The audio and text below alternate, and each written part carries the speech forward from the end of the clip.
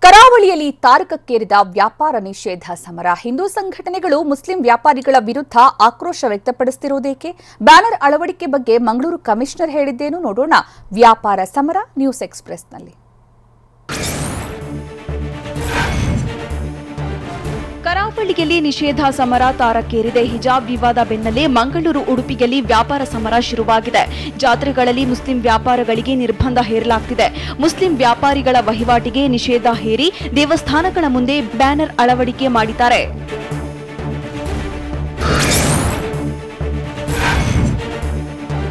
ಹಿಜಾಬ್ ವಿವಾದದ ಬೆನ್ನಲ್ಲೇ ಉಡುಪಿ ಜಿಲ್ಲೆಯ ಕಾಪು ತಾಲೂಕಿನಲ್ಲಿರುವ ಮಾರಿಗುಡಿ ಪೂಜೆಯಲ್ಲೂ ಮುಸ್ಲಿಂ ವ್ಯಾಪಾರಿಗಳಿಗೆ ನಿಷೇಧ ಹೇರಲಾಗಿದೆ. ಅವಕಾಶ ನೀಡದಂತೆ ಹಿಂದೂ ಸಂಘಟನೆಗಳು ಒತ್ತಾಯಿಸಿದ್ವು. ಒತ್ತಾಯಕ್ಕೆ ಮಣಿದ ದೇವಾಲಯ ವ್ಯವಸ್ಥಾಪನಾ ಮಂಡಳಿ ಹರಾಜಿನಲ್ಲಿ ಮುಸ್ಲಿಂ ವ್ಯಾಪಾರಿಗಳಿಗೆ ಅವಕಾಶ ನೀಡಿಲ್ಲ. ಅಂಗಡಿ ಮುಂಗಟ್ಟು ಹಾಕೋದಕ್ಕೆ ಅವಕಾಶ ನಿರಾಕರಣೆ ಮಾಡಿದೆ.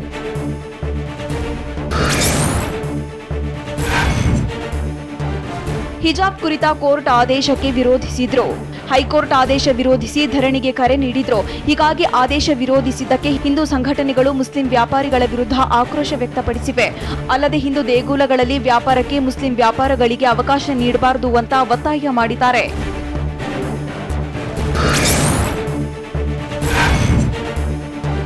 ಉಡುಪಿ ಜಿಲ್ಲೆಯ ಕಾಪುವಿನ ಮಾರಿಗುಡಿ ಉತ್ಸವದಲ್ಲಿ ಮುಸ್ಲಿಮರಿಗೆ ವ್ಯಾಪಾರ ಅವಕಾಶ ನೀಡದಂತೆ ಹಿಂದೂ ಪರ ಸಂಘಟನೆಗಳು ಒತ್ತಾಯ ಮಾಡಿದ್ವು. ಅಲ್ಲದೆ ವಿವಿಧ ದೇಗುಲಗಳ ಮುಂದೆ ಸಂಘಟನೆಗಳು ಒತ್ತಾಯ ಇಟ್ಟಿದ್ವು. ಇದೀಗ ಒತ್ತಾಯಕ್ಕೆ ಮಣಿದಿರೋ ದೇಗುಲ ಆಡಳಿತ ಮಂಡಳಿ ಧಾರ್ಮಿಕ ದತ್ತಿ ಕಾನೂನಿನ ಅನ್ವಯ ಅವಕಾಶ ನಿರಾಕರಣೆ ಮಾಡಿದೆ.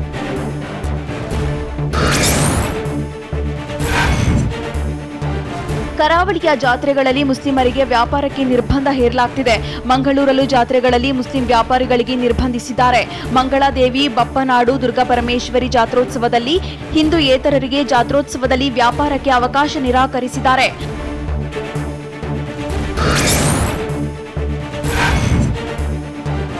ಮಂಗಳೂರಿನಲ್ಲೂ ಜಾತ್ರೆಗಳಲ್ಲಿ ಮುಸ್ಲಿಂ ವ್ಯಾಪಾರಿಗಳಿಗೆ ಅವಕಾಶ ನಿರ್ಬಂಧಿಸಿದ್ದಾರೆ. ಈ ಸಂಬಂಧ ದೇವಸ್ಥಾನಗಳ ಮುಂಭಾಗ ಬ್ಯಾನರ್ ಅಳವಡಿಕೆ ಮಾಡಿದ್ದಾರೆ. ಹಿಂದೂಯೇತರರಿಗೆ ವ್ಯಾಪಾರಕ್ಕೆ ಅವಕಾಶವಿಲ್ಲವೆಂದು ಬ್ಯಾನರ್ ಹಾಕಿದ್ದಾರೆ. ಸಂವಿಧಾನಕ್ಕೆ ವಿರುದ್ಧವಾದವರಿಗೆ, ಗೋ ಕಟುಕರಿಗೆ ವ್ಯಾಪಾರಕ್ಕೆ ಅವಕಾಶ ಇಲ್ಲ ಅಂತ ಬ್ಯಾನರ್ನಲ್ಲಿ ಬರೆದಿದ್ದಾರೆ.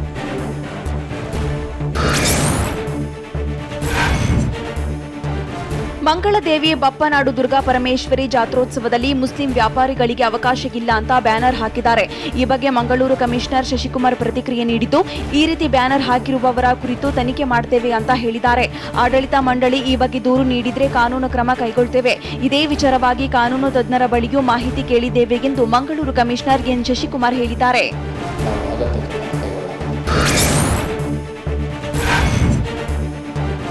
ಆಡಳಿತ ಮಂಡಳಿ ಜೊತೆ ಚರ್ಚಿಸಿ ತೀರ್ಮಾನಕ್ಕೆ ಬಂದಿದ್ದೇವೆ ಅಂತ ಟಿವಿ9ಗೆ ಕಾಪು ದೇಗುಲದ ಕಾರ್ಯನಿರ್ವಾಹಕ ಅಧಿಕಾರಿ ಹೇಳಿದ್ದಾರೆ. ಹಿಂದೂ ಸಂಘಟನೆಗಳು ನಮಗೆ ಮನವಿಯನ್ನ ಸಲ್ಲಿಸಿದ್ರು. ಹಿಂದೂಯೇತರರಿಗೆ ವ್ಯಾಪಾರಕ್ಕೆ ಅವಕಾಶ ನೀಡದಂತೆ ಮನವಿ ಮಾಡಿದ್ರು. ಈ ವರ್ಷದಿಂದ ನಿಯಮ ಪಾಲಿಸಲು ನಿರ್ಧಾರ ಮಾಡಿದ್ದೇವೆ. ಮುಸ್ಲಿಂ ವ್ಯಾಪಾರಿಗಳು ಬಂದಿದ್ರು, ವಿಷಯವನ್ನ ತಿಳಿಸಿದ್ದೇವೆ. ಮುಸ್ಲಿಂ ವ್ಯಾಪಾರಿಗಳು ಯಾವುದೇ ವಿರೋಧ ಮಾಡಿಲ್ಲ. ಸ್ಥಳೀಯವಾಗಿ ಈವರೆಗೆ ಯಾವುದೇ ವಿರೋಧ ಕೇಳಿ ಬಂದಿಲ್ಲ ಎಂದು ಕಾಪು ದೇಗುಲದ ಕಾರ್ಯನಿರ್ವಾಹಕ ಅಧಿಕಾರಿ ತಿಳಿಸಿದ್ದಾರೆ.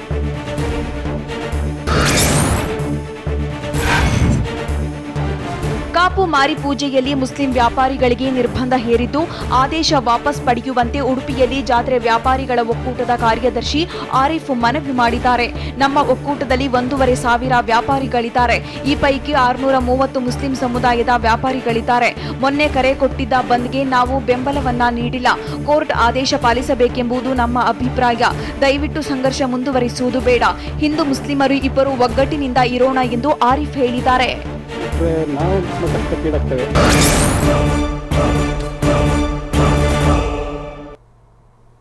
ಮಧ್ಯವರ್ತಿ ಏಜೆಂಟ್ಗಳಿಗೆ ಎಸಿಬಿ ಶಾಕ್ ಕೊಟ್ಟಿದ್ದು ಹೇಗೆ? ಮನೆಯಲ್ಲೇ ಸ್ವಿಮ್ಮಿಂಗ್ ಪೂಲ್, ಜಿಮ್ ಬಗೆದಷ್ಟು ಬಯಲಾಗ್ತಿದೆ ಖಜಾನೆ. ಮನೆಯ ನೀರಿನ ಪೈಪ್ನಲ್ಲೂ ಅಧಿಕಾರಿಗಳು ಶೋಧ ನಡೆಸಿದ್ದೇಕೆ? ನೋಡೋಣ ACB shock news ಎಕ್ಸ್‌ಪ್ರೆಸ್‌ನಲ್ಲಿ.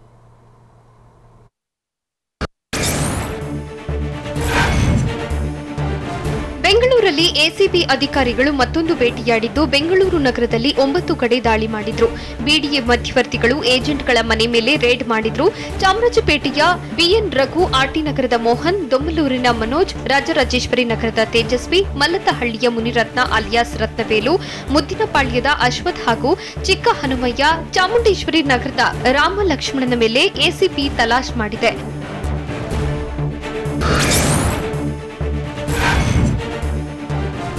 BDA agent Mohan ಬಂಗಲಿಯಲ್ಲಿ ಬಂಗಾರದ ಖಜಾನೆ ಪತ್ತೆಯಾಗಿದೆ. ಅರಮನೆಯಂಥ ಮನೆಯಲ್ಲಿ ಸುಮಾರು 2 ಕೋಟಿ ಬೆಲೆ ಬಾಳುವ 4.5 ಕೆಜಿ ಚಿನ್ನ ಸಿಕ್ಕಿದೆ. ಅಲ್ಲದೆ 18 ಲಕ್ಷ ರೂಪಾಯಿ ಬೆಲೆ ಬಾಳುವ ವಜ್ರದ ಹರಳುಗಳು ಪತ್ತೆಯಾಗಿದೆ. ಚಿನ್ನದ ನೆಕ್ಲೆಸ್, ಬಳೆ, ಕಿವಿಯೋಲೆ, ಉಂಗುರ, 11 ಬೆಳ್ಳಿಯ ಕಂಬದ ದೀಪಗಳು, ಲೋಟ, ತಟ್ಟೆಗಳು, 3 ಲಕ್ಷ ರೂಪಾಯಿ ನಗದು ಅಧಿಕಾರಿಗಳಿಂದ ಪತ್ತೆಯಾಗಿದೆ. ದಾಖಲೆಗಳನ್ನು ಪರಿಶೀಲಿಸಿ ಅಧಿಕಾರಿಗಳು ತೆರಳಿದ್ದಾರೆ.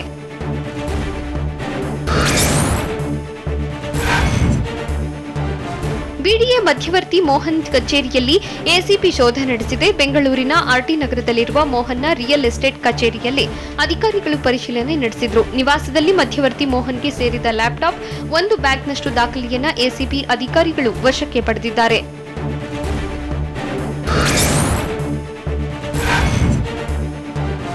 ಬೆಂಗಳೂರು ಅಭಿವೃದ್ಧಿ ಪ್ರಾಧಿಕಾರ ಬ್ರೋಕರ್ಗಳ ಅಭಿವೃದ್ಧಿ ಪ್ರಾಧಿಕಾರವಾಗಿ ಬದಲಾಗಿದೆ. ಸಾಮಾನ್ಯವಾಗಿದ್ದ ಮೋಹನ್ ಈಗ ಕೋಟಿ ಕುಳವಾಗಿದ್ದಾನೆ. 20 ವರ್ಷಗಳ ಹಿಂದೆ ಮೋಹನ್ ಆಟೋಮೊಬೈಲ್ ಅಂಗಡಿ ಇಟ್ಟುಕೊಂಡಿದ್ದ. ನಂತರ ರಿಯಲ್ ಎಸ್ಟೇಟ್ ಉದ್ಯಮಕ್ಕೆ ಎಂಟ್ರಿ ಕೊಟ್ಟ ಮೋಹನ್ ಬಿಡಿಎ ಅಧಿಕಾರಿ ಸಿಬ್ಬಂದಿ ಜೊತೆ ಸಂಪರ್ಕ ಬೆಳೆಸಿದ್ದ. ಮೀಡಿಯೇಟರ್ ಆಗಿ ಕೋಟಿ ಹಣ ಗಳಿಕೆ ಮಾಡಿದ್ದು ಆರ್ಟಿ ನಗರದಲ್ಲಿ ಭವ್ಯವಾದ ಐಷಾರಾಮಿ ಮನೆ ಹೊಂದಿದ್ದಾನೆ.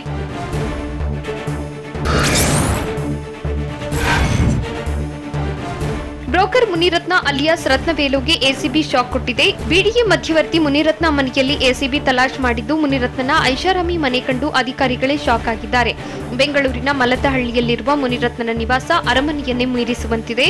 ಐಷಾರಾಮಿ ಮನೆಯಲ್ಲಿ ಬಿಡಿಎ ಮಧ್ಯವರ್ತಿ ಮುನಿರತ್ನ ವಿಲಾಸಿ ಜೀವನ ನಡೆಸ್ತಾ ಇದ್ದು, ಮನೆಯಲ್ಲಿ ಸ್ವಿಮ್ಮಿಂಗ್ ಪೂಲ್, ಜಿಮ್ ಕೂಡ ಇದೆ.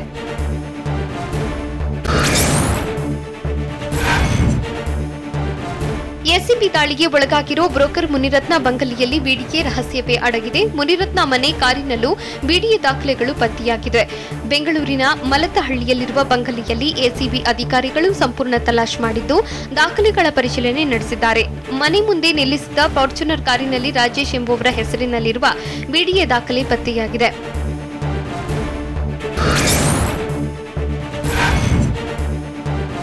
ಬ್ರೋಕರ್ ಮುನಿರತ್ನ ಮನೆಯ ಇಂಚಿಂಚನ್ನು ಎಸಿಬಿ ಅಧಿಕಾರಿಗಳು ತಲಾಶ್ ಮಾಡಿದ್ದಾರೆ.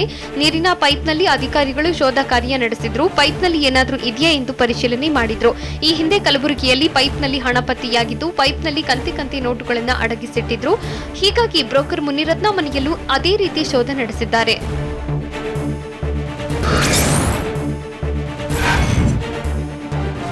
ಮುನಿರತ್ನ ಕಾರಿನಲ್ಲಿದ್ದ ಭೂಸ್ವಾಧೀನ ಅಧಿಕಾರಿಗಳಿಗೆ ಸೇರಿದ ಬಿಡಿಎ ದಾಖಲೆಗಳನ್ನು ಎಸಿಬಿ ವಶಕ್ಕೆ ಪಡೆದಿದೆ. ಅಲ್ಲದೆ ಕಾರಿನ ಡ್ಯಾಶ್ ಬೋರ್ಡ್ನಲ್ಲಿದ್ದ ಚೆಕ್ ಬುಕ್ನ ಎಸಿಬಿ ಅಧಿಕಾರಿಗಳು ವಶಕ್ಕೆ ಪಡೆದಿದ್ದಾರೆ. ಮೊದಲು ಫಾರ್ಚುನರ್ ಕಾರಿನ ಬಗ್ಗೆ ಯಾವುದೇ ಮಾಹಿತಿ ನೀಡದೆ ಮುನಿರತ್ನ ಸುಮ್ಮನಿದ್ದ. ಬಳಿಕ ಕಾರಿನ ಕೀ ಪಡೆದು ತಪಾಸಣೆ ಮಾಡಿದ ಅಧಿಕಾರಿಗಳು ದಾಖಲೆಗಳನ್ನು ವಶಕ್ಕೆ ಪಡೆದಿದ್ದಾರೆ.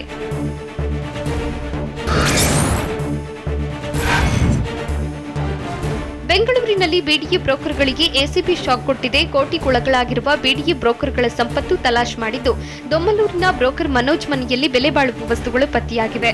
ಐಷಾರಾಮಿ ಸನ್ಗ್ಲಾಸಸ್ ಹಾಗೂ ಐಷಾರಾಮಿ ವಾಚ್ಗಳು ಸಿಕ್ಕಿವೆ. ದೇಶ ಹಾಗೂ ವಿದೇಶಗಳ ಪ್ರತಿಷ್ಠಿತ ಬ್ರ್ಯಾಂಡ್ನ 19 ಸನ್ಗ್ಲಾಸಸ್ ಹಾಗೂ 22 ವಾಚ್ಗಳು ಪತ್ತೆಯಾಗಿವೆ. ಇದೇ ವೇಳೆ ಚಿನ್ನದ ಸರಗಳು, ಬೆಳ್ಳಿ ವಸ್ತುಗಳು, ಕಂತೆ ನೋಟು ಪತ್ತೆಯಾಗಿದೆ.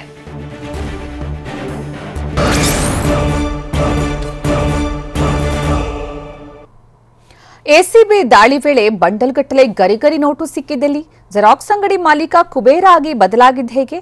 ಅಧಿಕಾರಿಗಳ ಪೋಸ್ಟಿಂಗ್ನಲ್ಲೂ ನಡೆಯುತ್ತಿದ್ದ ಬ್ರೋಕರ್ಗಳ ಕೈಚಳಕ ನೋಡೋಣ ಭರ್ಜರಿ ಬೇಟೆ ನ್ಯೂಸ್ ಎಕ್ಸ್‌ಪ್ರೆಸ್‌ನಲ್ಲಿ.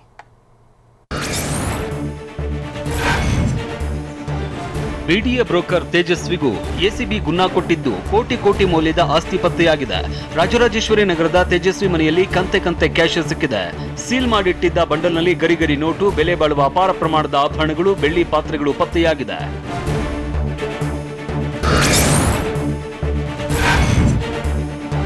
ಮಧ್ಯವರ್ತಿ ತೇಜಸ್ವಿ ಕಚೇರಿಯಲ್ಲಿ ಬಿಡಿಎಗೆ ಸಂಬಂಧಿಸಿದ ದಾಖಲೆಗಳು ಪತ್ತೆಯಾಗಿವೆ. ಬಿಡಿಎ ಕಚೇರಿಯಿಂದ ಕೇವಲ 500 ಮೀಟರ್ ದೂರದಲ್ಲಿ ತೇಜಸ್ವಿ ಆಫೀಸ್ ಮಾಡಿದ್ದು, ತನ್ನ ಬಲಗೈ ಬಂಟ ಕೃಷ್ಣ ಅದರಲ್ಲಿ ಕೆಲಸ ಮಾಡ್ತಾ ಇದ್ದಾನೆ.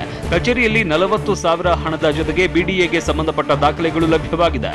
ಬಿಡಿಎಗೆ ಸಂಬಂಧಿಸಿದ ಎಲ್ಲಾ ಡೀಲ್ಗಳನ್ನ ತೇಜಸ್ವಿ ಕಚೇರಿಯಿಂದಲೇ ಮಾಡ್ತಾ ಇದ್ದ ಅಂತ ಹೇಳಲಾಗ್ತಿದೆ.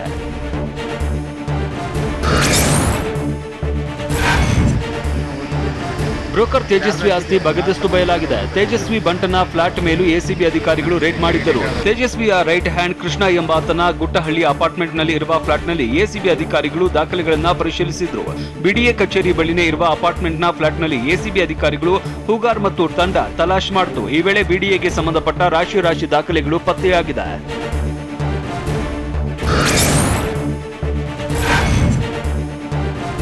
ಬ್ರೋಕರ್ ತೇಜಸ್ವಿ ಆಸ್ತಿ ನೋಡಿ ಅಧಿಕಾರಿಗಳೇ ಬೆಚ್ಚಿ ಬಿದ್ದಿದ್ದು ತೇಜಸ್ವಿ ಕೋಟಿ ಸಂಪತ್ತಿನ ರೋಚಕ ಕಹಾನಿ ಬಯಲಾಗಿದೆ. ದ್ವಿತೀಯ ಪಿಯುಸಿ ಮುಗಿಸಿ ಜೆರಾಕ್ಸ್ ಅಂಗಡಿ ಇಟ್ಟುಕೊಂಡಿದ್ದ ಬ್ರೋಕರ್ ತೇಜಸ್ವಿ ಇಂದು ಕೋಟಿ ಕುಳವಾಗಿದ್ದಾನೆ. ರಾಜರಾಜೇಶ್ವರಿ ನಗರದಲ್ಲಿ ತೇಜಸ್ವಿ ಕೋಟಿ ಬೆಲೆಯ ಬಂಗಲೆ ಹೊಂದಿದ್ದಾನೆ. ತೇಜಸ್ವಿ ಬಂಗಲೆ ತಮಿಳುನಾಡು ಮಾಜಿ ಮಂತ್ರಿ ವೀರಪಾಂಡಿಯನ್ ಆರ್ಮುಗಂಗೆ ಸೇರಿದ್ದು ಅವರ ಮಗಳಿಂದ ತೇಜಸ್ವಿ 14 ಕೋಟಿ ನೀಡಿ ಬಂಗಲೆ ಖರೀದಿ ಮಾಡಿದ್ದಾನೆ. ಬಿಡಿಎ ಬ್ರೋಕರ್ ಆದ ಮೇಲೆ ಇಷ್ಟೆಲ್ಲ ಹಣ ಸಂಪಾದಿಸಿದ್ದಾನೆ.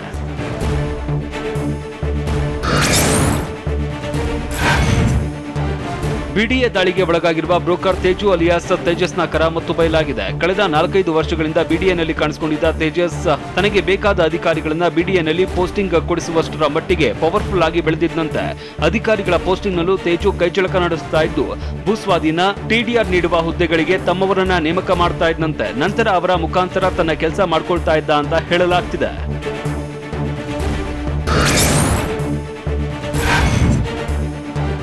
ಬಿಡಿಎ ಬ್ರೋಕರ್ಗಳ ಮೇಲೆ ಎಸಿಬಿ ಮೆಗಾ ರೇಡ್ ಮಾಡಿದೆ. ದಾಳಿ ವೇಳೆ ಮಧ್ಯವರ್ತಿಗಳ ಐಷಾರಾಮಿ ಜೀವನ ನೋಡಿ ಎಸಿಬಿ ಅಧಿಕಾರಿಗಳೇ ಶಾಕ್ ಆಗಿದ್ದಾರೆ. ಬಿಡಿಎ ಮಧ್ಯವರ್ತಿ ತೇಜಸ್ ಮನೆಯಲ್ಲೂ ಎಸಿಬಿ ತಲಾಶೆ ಮಾಡಿದೆ.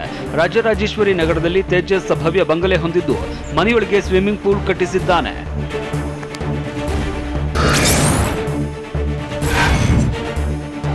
ಖತರ್ನಾಕ ಸಹೋದರರು ಎಸಿಬಿ ಬಲೆಗೆ ಬಿದ್ದಿದ್ದಾರೆ. ಸಂಘದ ಹೆಸರಲ್ಲಿ ಗೋಲ್ಮಾಲ್ ಮಾಡಿದ್ದಾರೆ ಅಂತ ಹೇಳಲಾಗ್ತಾ ಇದ್ದು ಅಣ್ಣ ತಮ್ಮನ ಸಂಪತ್ತು ನೋಡಿ ಎಸಿಬಿ ಅಧಿಕಾರಿಗಳೇ ಬೆಚ್ಚಿ ಬಿದ್ದಿದ್ದಾರೆ.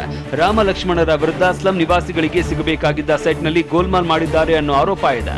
ಅನಾಥ ಮಕ್ಕಳ ಅಭಿವೃದ್ಧಿ ಸಂಘಕ್ಕೆ ಸಿಕ್ಕಿದ್ದ ಸೈಟ್ಗಳನ್ನ ನಿವಾಸಿಗಳಿಗೆ ಬದಲಾಗಿ ಬೇರೆಯವರಿಗೆ ಸೈಟ್ ಮಾರಾಟ ಮಾಡಿದ್ದಾರಂತೆ. ಇದೀಗ ಎಸಿಬಿ ದಾಳಿ ಮಾಡಿದ್ದು ಎಲ್ಲಾ ದಾಖಲೆಗಳನ್ನ ಪರಿಶೀಲನೆ ಮಾಡಿದ್ದಾರೆ.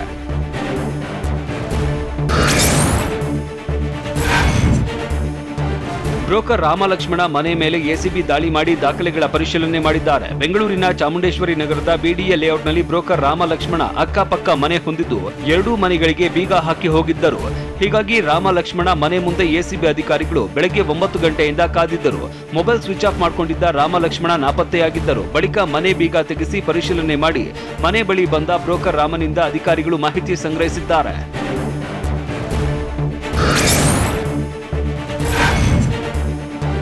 ಭರ್ಜರಿ ಬೇಟೆಗೂ ಮುನ್ನ ಎಸಿಬಿ ಸಕಲ ತಯಾರಿ ನಡೆಸಿತ್ತು. ಎಸಿಬಿ ಬ್ರೋಕರ್ಗಳ ಬೇಟೆಗಿಳಿದ ಕಥಾನಕವೇ ರೋಚಕವಾಗಿದ್ದು ಅಧಿಕಾರಿಗಳು ಮಧ್ಯವರ್ತಿಗಳಿಗೆ ಬಿಸಿ ಮುಟ್ಟಿಸಿದ್ದಾರೆ. ಕಳೆದ ನವೆಂಬರ್ನಲ್ಲೇ ಬಿಡಿಎ ಕಚೇರಿ ಮೇಲೆ ಎಸಿಬಿ ದಾಳಿ ಮಾಡಿತ್ತು. ಈ ವೇಳೆ 4 ರೀತಿಯಲ್ಲಿ ಅವ್ಯವಹಾರ ನಡೆದಿರುವುದು ಪತ್ತೆಯಾಗಿತ್ತು. ಆದರೆ ಭೂಸ್ವಾಧೀನ, ಕಾರ್ನರ್ ಸೈಟ್ ವಿತರಣೆ, ಬದಲಿ ನಿವೇಶನ, ಹಗರಣದ ಪ್ರಮುಖ ದಾಖಲೆಗಳು ನಾಪತ್ತೆಯಾಗಿತ್ತು. ಹಗರಣದಲ್ಲಿ ಅಧಿಕಾರಿಗಳ ಜೊತೆ ಮಧ್ಯವರ್ತಿಗಳು ಶಾಮೀಲಾಗಿರುವ ಆರೋಪ ಕೇಳಿಬಂದಿತ್ತು. ಹೀಗಾಗಿ ಬಿಡಿಎ ಬ್ರೋಕರ್ಗಳ ಮೇಲೆ ಎಸಿಬಿ ರೇಡ್ ಮಾಡಿದೆ.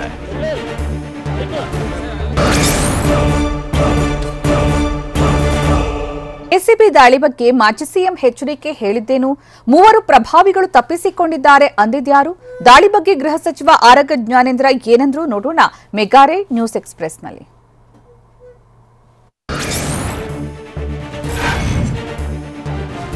ರಾಜ್ಯ ರಾಜಧಾನಿ ಬೆಂಗಳೂರಿನಲ್ಲಿ ಎಸಿಬಿ ಮೆಗಾ ಆಪರೇಷನ್ ಮಾಡಿದ್ದು ಬ್ರೋಕರ್ಗಳ ಬೇಟೆಯಾಡಿದೆ. ಮಧ್ಯವರ್ತಿ ಚಿಕ್ಕ ಹನುಮಯ್ಯನ ಬಳಿ 20 ಸೈಟ್ಗಳಿದ್ದು ಸೈಟ್ ದಾಖಲೆ ನೋಡೇ ಅಧಿಕಾರಿಗಳು ಶಾಕ್ ಆಗಿದ್ದಾರೆ. ಸೈಟ್ ಬಗ್ಗೆ ಕುಟುಂಬಸ್ಥರು ಸ್ಪಷ್ಟನೆ ನೀಡಿದ್ದಾರೆ.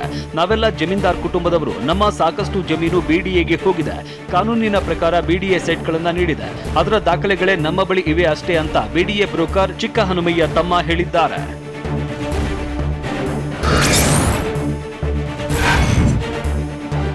ಮೆಗಾ ರೇಡ್ ಮಾಡಿರುವ ಎಸಿಬಿ ಅಧಿಕಾರಿಗಳು ಬಿಡಿಎ ಬ್ರೋಕರ್ಗಳ ಖಜಾನೆಯಲ್ಲಿ ತಲಾಶೆ ಮಾಡ್ತಾ ಇದ್ದಾರೆ. ಬಿಡಿಎ ಮಧ್ಯವರ್ತಿ ಚಿಕ್ಕ ಹನುಮಯ್ಯ ಮನೆಯಲ್ಲಿ ಅಧಿಕಾರಿಗಳು ಶೋಧ ಮಾಡಿದ್ದಾರೆ. ಅಧಿಕಾರಿಗಳು ಮನೆ ಮುಂದೆ ನಿಲ್ಲಿಸಿರುವ ಕಾರುಗಳ ಪರಿಶೀಲನೆ ಮಾಡಿದ್ರು. ಚಿಕ್ಕ ಹನುಮಯ್ಯ ಬೆಂಗಳೂರಿನ ಮುದ್ದಿನಪಾಳ್ಯದಲ್ಲಿ ಪೆಟ್ರೋಲ್ ಬಂಕ್ ಕೂಡ ಹೊಂದಿದ್ದಾರೆ. ಸಾಕಷ್ಟು ವರ್ಷಗಳಿಂದ ಸೈಟ್ ಕೊಳ್ಳುವುದು, ಮಾರಾಟ ಮಾಡುವುದು ಮಾಡ್ತಿದ್ದಾರೆ.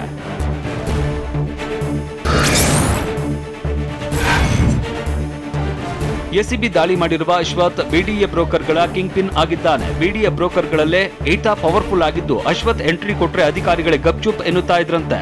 ಸೆಕ್ಯೂರಿಟಿಯಿಂದ ಅಧಿಕಾರಿಗಳವರೆಗೆ ಈತ ಫೇಮಸ್ ಆಗಿದ್ದು, ಅಶ್ವಥ್ ನೋಡಿದ್ರೆ ಸಿಬ್ಬಂದಿ ಸೆಲ್ಯೂಟ್ ಹೊಡಿತಾ ಇದ್ರಂತೆ. ಬಿಡಿಎನ ಉಪ ಕಾರ್ಯದರ್ಶಿ, ಭೂಸ್ವಾಧೀನ ವಿಭಾಗ, ಕಾರ್ಯದರ್ಶಿ ವಿಭಾಗದಲ್ಲೂ ಅಶ್ವಥ್ ಪ್ರಭಾವ ಇರಿದೆ. ಅಲ್ಲದೆ ಕೆಂಪೇಗೌಡ ಲೇಔಟ್ನಲ್ಲಿ ಅಶ್ವಥ್ ಅಕ್ರಮ ಎಸಗಿದ್ದಾನೆ ಎನ್ನಲಾಗ್ತಾ ಇದ್ದು, ಬದಲಿ ನಿವೇಶನದ ಹೆಸರಲ್ಲಿ ಅಕ್ರಮ ಆರೋಪ ಇದೆ.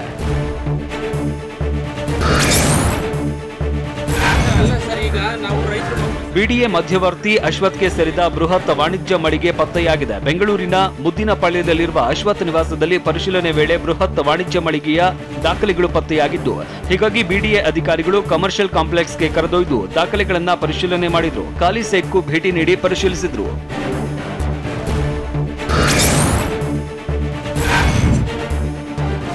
ಎಸಿಬಿ ದಾಳಿ ಮಾಡಿರುವ 4 ಬ್ರೋಕರ್ಗಳು ಒಂದೇ ಗ್ಯಾಂಗ್ನವರಾಗಿದ್ದಾರೆ. ಬಿಡಿಎ ಬ್ರೋಕರ್ಗಳ ಮಧ್ಯೆ ಇಂಟರ್ಲಿಂಕ್ ಇದ್ದು, ಅಶ್ವಥ್, ಚಿಕ್ಕ ಹನುಮಯ್ಯ ಮತ್ತು ತೇಜು ಒಂದೇ ಟೀಮ್ ಆಗಿದ್ದಾರೆ. ಹಳೆ ಲೇಔಟ್ನ ಪರಿಹಾರ ಬಾಕಿ ಇದ್ಯಾ ಅಂತ ಹುಡುಕ್ತಾ ಇದ್ದ ಆಸಾಮಿಗಳು ಪರಿಹಾರ ನೀಡಿದ್ರು, ನೀಡಿಲ್ಲ ಅಂತ ಫೈಲ್ ರೆಡಿ ಮಾಡ್ತಾ ಇದ್ರಂತೆ. ಬಳಿಕ ಬಿಡಿಎ ಅಧಿಕಾರಿಗಳ ಜೊತೆ ಶಾಮೀಲಾಗಿ ಫೈಲ್ ಮೂವ್ ಮಾಡಿ ಬದಲಿ ನಿವೇಶನದ ಪರಿಹಾರದ ಹಣವನ್ನು ಸ್ವಾಹ ಮಾಡ್ತಾ ಇದ್ರಂತೆ. ಗೋಮಾಳ ಜಮೀನಿಗೂ ಪರಿಹಾರ ಪಡೆದ ಆರೋಪ ಇದೆ. ಬಸ್ ಕಾರಿನ ನಡುವೆ ನಡೆದ ಅಪಘಾತದಲ್ಲಿ 5 ಸಾವನ್ನಪ್ಪಿದಲ್ಲಿ ಕಾಲು ಕರೆದುಕೊಂಡು ಬಂದ್ರೆ ಸಹಿಸಿಕೊಳ್ಬೇಕಾ ಅಂತ ಸಿದ್ದರಾಮಯ್ಯ ಕೇಳಿದ್ದಕ್ಕೆ ವಸತಿ ಸಚಿವ ವಿ ಸೋಮಣ್ಣಗೆ ಎದುರಾದ ಸಂಕಷ್ಟ ಏನು ನೋಡೋಣ ಸಮಗ್ರ ನ್ಯೂಸ್ ಎಕ್ಸ್‌ಪ್ರೆಸ್‌ನಲ್ಲಿ.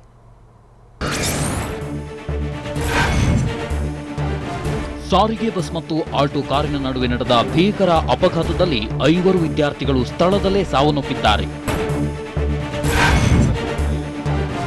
ವಿಧಾನಸಭೆಯ ಶೂನ್ಯ ವೇಳೆಯಲ್ಲಿ ವಿಪಕ್ಷ ನಾಯಕ ಸಿದ್ದರಾಮಯ್ಯ ಮೇಕೆದಾಟು ಯೋಜನೆ ಬಗ್ಗೆ ಚರ್ಚೆ ನಡೆಸಿದ್ರು. ತಮಿಳುನಾಡು ಸರ್ಕಾರ ಮೇಕೆದಾಟಿಗೆ ಅಡ್ಡಗಾಲು ಹಾಕಿದ್ದು, ಯೋಜನೆಗೆ ಕಾನೂನು ಬಾಹಿರ ನಿರ್ಣಯ ಮಾಡಿದ್ದಾರೆ.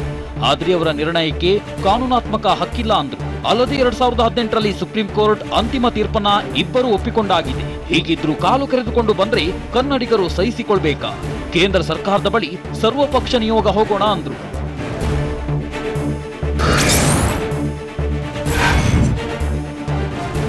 ಮೇಕೆದಾಟು ಯೋಜನೆಗೆ ತಮಿಳುನಾಡು ಒಪ್ಪಿಗೆ ಬೇಕಿಲ್ಲ ಅಂತ ವಿಧಾನಸಭೆಯಲ್ಲಿ ಮಾಜಿ ಸಿಎಂ ಕುಮಾರಸ್ವಾಮಿ ಹೇಳಿದ್ರು.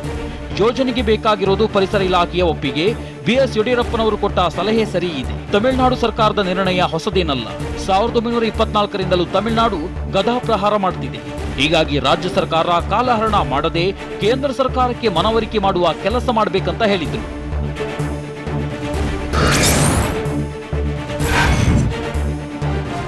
ಮೇಕೆದಾಟು ಯೋಜನೆ ಪ್ರದೇಶ ಕರ್ನಾಟಕದಲ್ಲೇ ಬರಲಿದ್ದು, ಯೋಜನೆಯಿಂದ ಸ್ವಲ್ಪ ಪ್ರದೇಶ ಮುಳುಗಡೆಯಾಗಬಹುದು. ಆದರೆ ಮೇಕೆದಾಟಿನಿಂದ ಬೆಂಗಳೂರಿಗೆ ಕುಡಿಯುವ ನೀರು ಸಿಗಲಿದೆಯಂತ ವಿಧಾನಸಭೆಯಲ್ಲಿ ಸಿಎಂ ಬಸವರಾಜ ಬೊಮ್ಮಾಯಿ ಹೇಳಿದ್ರು.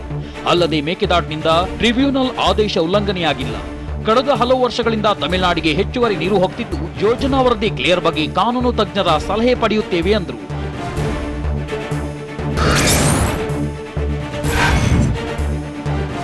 ಮೇಕೆದಾಟು ಯೋಜನೆಗೆ ಆಗ್ರಹಿಸಿ ಕರ್ನಾಟಕದಲ್ಲಿ ಕಾಂಗ್ರೆಸ್ ಪಾದಯಾತ್ರೆ ನಡೆಸಿದ್ರೆ ತಮಿಳುನಾಡಿನಲ್ಲಿ ವಿರೋಧಿಸುತ್ತಿದೆ. ಆದರೆ ಕರ್ನಾಟಕ ಬಿಜೆಪಿ ಮೇಕೆದಾಟು ಯೋಜನೆ ಪರವಾಗಿದೆ ಅಂತ ವಿಧಾನಸೌಧದಲ್ಲಿ ಬಿಜೆಪಿ ನಾಯಕ ಸಿಟಿ ರವಿ ಹೇಳಿದ್ರು. ವಿಪಕ್ಷ ನಾಯಕ ಸಿದ್ದರಾಮಯ್ಯ ಊರಿಗೆಲ್ಲ ಪಾಠ ಮಾಡ್ತಾರೆ. ತಮಿಳುನಾಡಿನಲ್ಲಿರೋ ಮೈತ್ರಿ ಸರ್ಕಾರ ಯಾರದ್ದು? ತಮಿಳುನಾಡಿನಲ್ಲಿ ನಿರ್ಣಯ ಮಂಡಿಸಿದ್ದು ಬಿಜೆಪಿಯವರ ಅಂತ ಪ್ರಶ್ನಿಸಿದ್ದಾರೆ.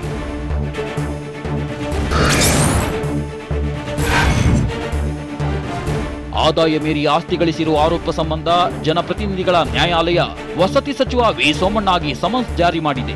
ಏಪ್ರಿಲ್ 16ಕ್ಕೆ ಹಾಜರಾಗುವಂತೆ ಕೋರ್ಟ್ ಆದೇಶಿಸಿದೆ. 2013ರಲ್ಲಿ ರಾಮಕೃಷ್ಣ ಎಂಬುವರು ದಾಖಲಿಸಿದ್ದ ಖಾಸಗಿ ದೂರಿನ ಅನ್ವಯ ತನಿಖೆ ನಡೆಸಿ ವರದಿ ನೀಡಲು ಲೋಕಾಯುಕ್ತ ಪೊಲೀಸರಿಗೆ ಕೋರ್ಟ್ ಸೂಚಿಸಿತ್ತು. ಆದಾಯ ಮೀರಿ ಆಸ್ತಿ ಗಳಿಸಿಲ್ಲವೆಂಬ ಪೊಲೀಸರ ಬಿ ರಿಪೋರ್ಟ್ ತಿರಸ್ಕರಿಸಿರುವ ಕೋರ್ಟ್ ವಸತಿ ಸಚಿವ ವಿ ಸೋಮಣ್ಣಗೆ ಸಮನ್ಸ್ ಜಾರಿ ಮಾಡಿದೆ.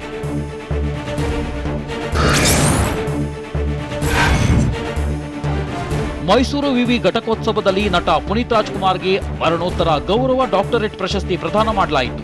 ಅಶ್ವಿನಿ ಪುನೀತ್ ರಾಜ್ಕುಮಾರ್ ಡಾಕ್ಟರೇಟ್ ಸ್ವೀಕರಿಸಿದ್ರು. ಇದೇ ವೇಳೆ ಪಾರ್ವತಮ್ಮ ಪುನೀತ್ ಹೆಸರಲ್ಲಿ ಅಶ್ವಿನಿ ಪುನೀತ್ ರಾಜ್ಕುಮಾರ್ ಗೋಲ್ಡ್ ಮೆಡಲ್ ಘೋಷಿಸಿದ್ದು, ಮುಂದಿನ ವರ್ಷದಿಂದ ವಿದ್ಯಾರ್ಥಿಗಳಿಗೆ ಈ ಗೋಲ್ಡ್ ಮೆಡಲ್ ಪ್ರದಾನ ನಡೆಯಲಿದೆ.